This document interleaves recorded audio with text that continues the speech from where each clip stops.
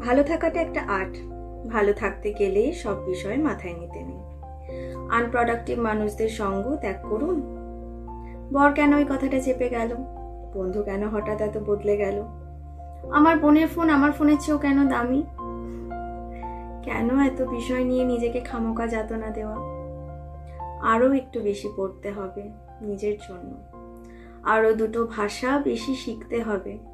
স্রষ্টার সামনে দাঁড়াতে হবে একান্তে।